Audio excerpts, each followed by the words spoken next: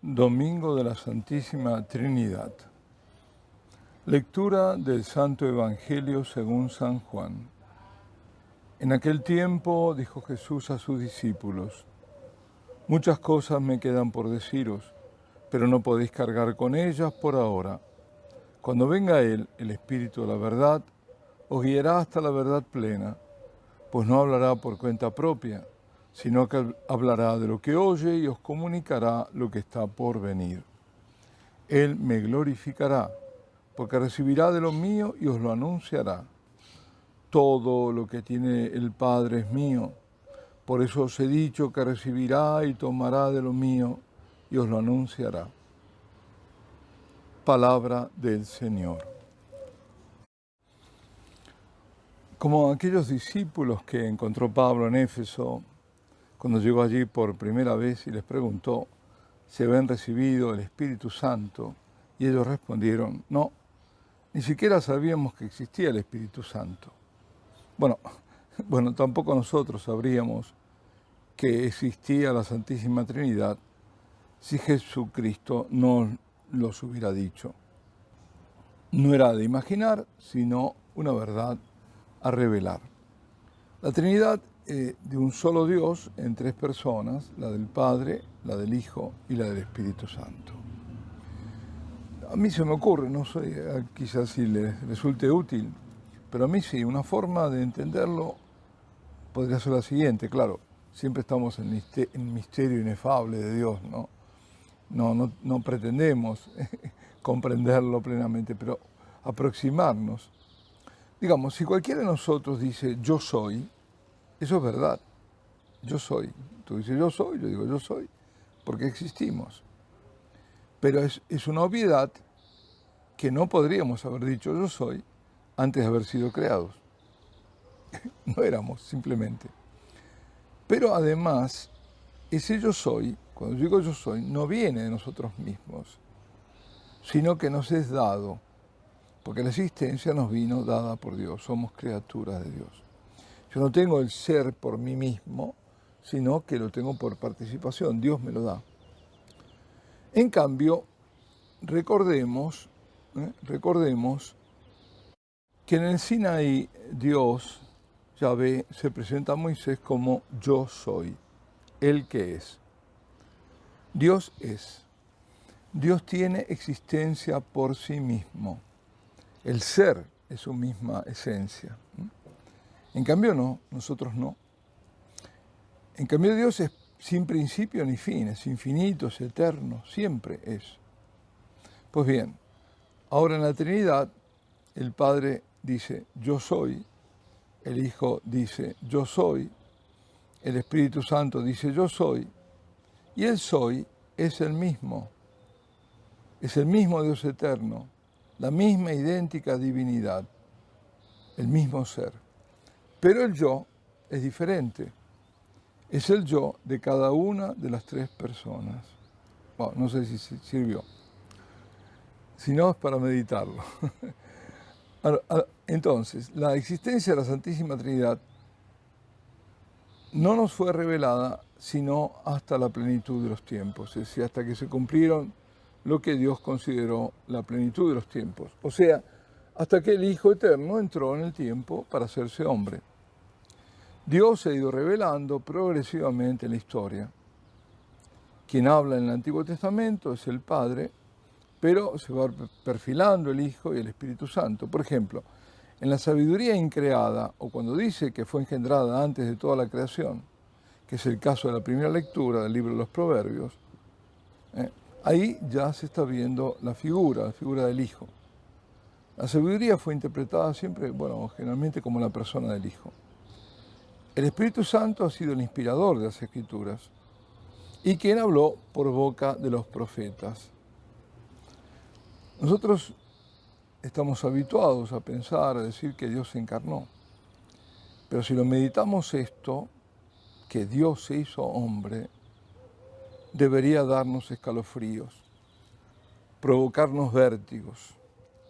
Todo un Dios que crea, que todo lo visible y lo invisible ha sido creado por Él. Cuando el tiempo está maduro, se hace hombre, uno de nosotros. ¿Podemos acaso imaginar qué sintieron cuando lograron darse cuenta a los apóstoles que aquel Jesús que había estado con ellos, que les había hablado, a quien habían conocido lo más íntimamente que fuera posible, era el mismo Dios caminando por la tierra junto a ellos?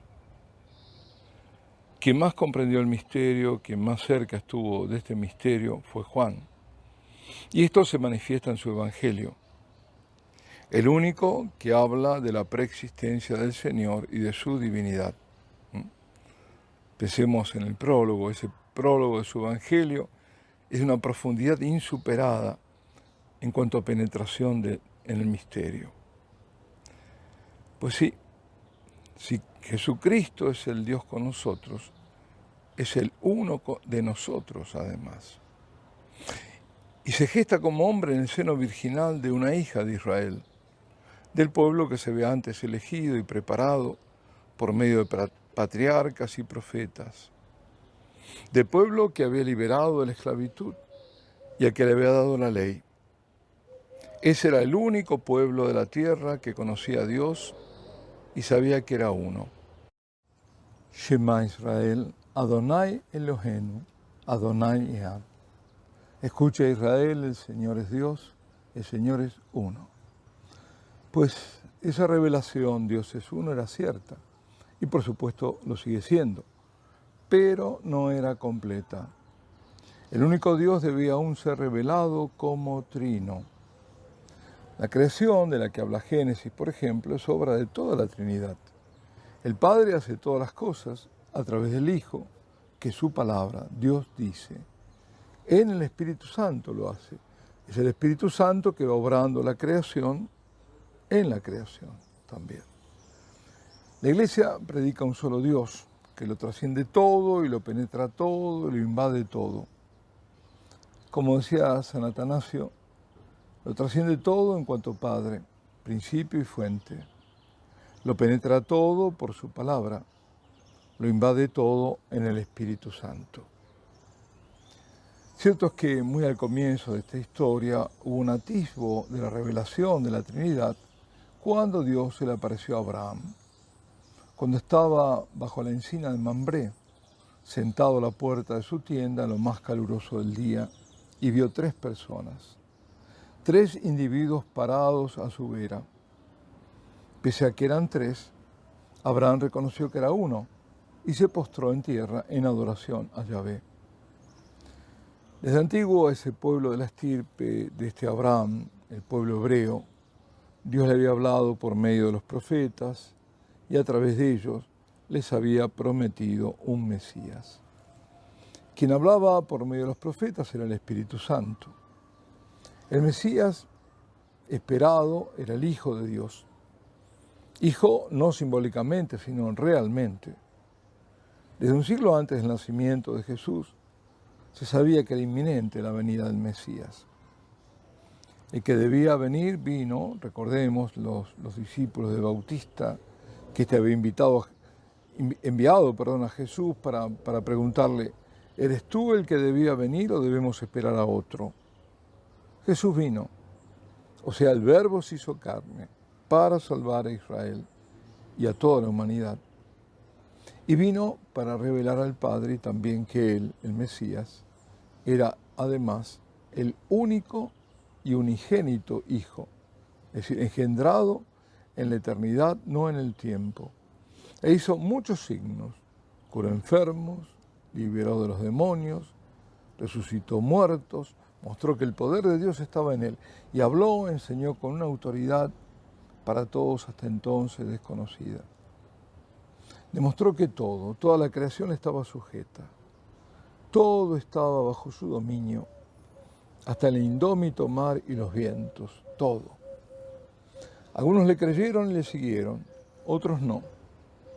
Se le opusieron, buscaron matarlo, y al final se cumplió lo que Dios había anunciado por medio de los profetas. El Mesías tenía que padecer, morir y resucitar al tercer día. Con su pasión, muerte y resurrección, certifica la verdad que Él es Dios, hecho hombre, y que es el Hijo de Dios. Antes de partir, de regresar de donde había venido, nos deja un mandato: anunciar el Evangelio a toda la creación y bautizar en el nombre del Padre y del Hijo y del Espíritu Santo, de la Santísima Trinidad. Jesucristo nos revela la esencia íntima de Dios en el amor y en el su ser trino y uno, la Trinidad, que siendo tres son uno. Tres las personas y un mismo Dios, una misma esencia divina. Pues todo eso los discípulos antes de la partida del Señor no lo sabían. Y muchos de ellos no lo podrían soportarlo, de todo esto que el Señor era. Era un conocimiento enorme que no podía ser dado de inmediato. Requería un tiempo de maduración. Por eso, en este Evangelio de hoy dice: muchas cosas me quedan por deciros, pero no podéis cargar con ellas por ahora. Cuando venga Él, el Espíritu de la verdad os guiará hasta la verdad plena. Es decir, os guiará, os conducirá hasta toda la verdad. Esta guía del Espíritu Santo se ha ido desplegando en el seno de la Iglesia a través del tiempo. En la Iglesia, la verdad ha sido expresada en distintas épocas por medio de los dogmas de la fe. Los dogmas sobre la naturaleza de Dios y los dogmas también marianos.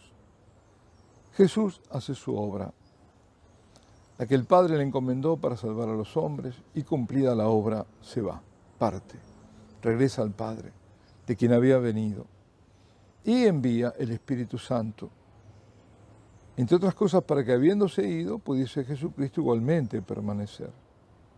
Y así el Señor se iba de un modo para quedarse de otro.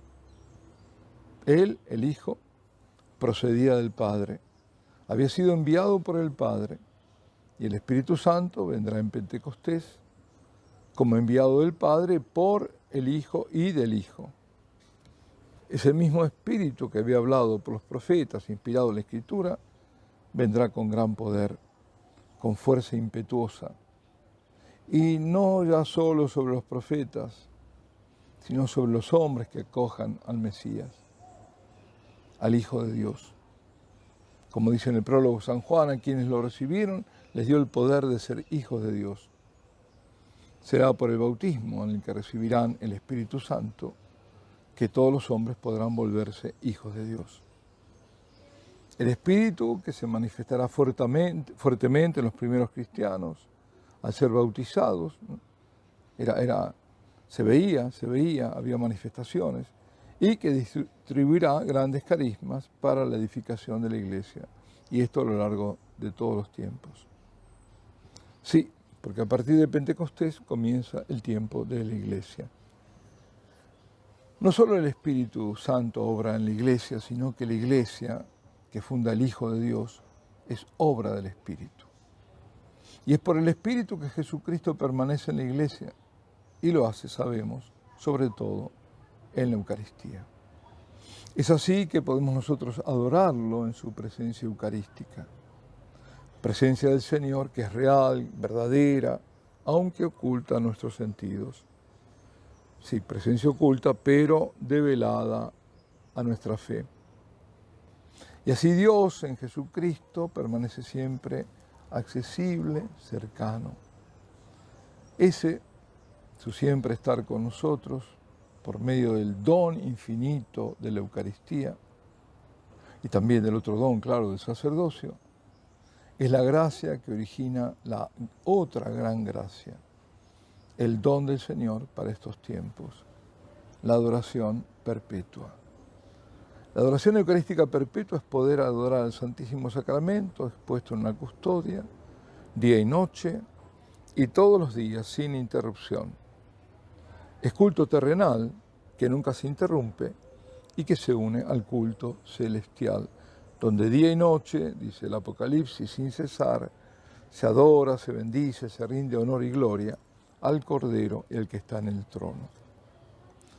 Lo grandioso de la adoración eucarística perpetua es que lo que no podemos hacer individualmente, esto es adorar a Dios sin interrupción, sí lo podemos hacer comunitariamente cuando aunamos voluntades. Y es grandioso por lo fácil de lograrlo, porque con lo poquísimo de cada uno, puesto que se trata de dar solo 1 hora semanal, aunque hay muchos que ofrecen más de 1 hora a la semana, se puede hacer una cadena de adoración, o sea, una cadena de fe y de amor en torno a Jesús y Eucaristía que no se interrumpa nunca. Adorando al Santísimo Sacramento Eucarístico se adora a la misma Santísima Trinidad. ¿Podéis imaginaros la potencia de oración y de gracias que esto significa? Las gracias que Dios derrama constantemente, no solamente sobre quienes están ahí adorando, sino sobre toda una ciudad y aún sobre personas que están lejos. En cada momento de adoración estamos adorando a Dios, a la Santísima Trinidad, al Padre que envió al Hijo que se encarnó y se dio y se da a sí mismo en ese pan eucarístico que adoramos, y al Espíritu Santo, por quien es posible adorar, porque hace de nosotros adoradores y porque también hace del pan la presencia de la divinidad en Jesucristo nuestro Señor. Señor, único Dios, te adoramos a ti, Padre, Hijo y Espíritu Santo. Te adoramos profundamente y te damos gracias por habernos revelado tu admirable misterio. Concédenos la gracia de adorarte y amarte cada vez más como reconocimiento de tu gloria eterna para nuestra propia santificación y en reparación por las ofensas contra ti cometidas. Alabada y adorada sea Santísima Trinidad. Y la bendición de Dios Todopoderoso, Padre, Hijo y Espíritu Santo, descienda sobre vosotros y permanezca para siempre.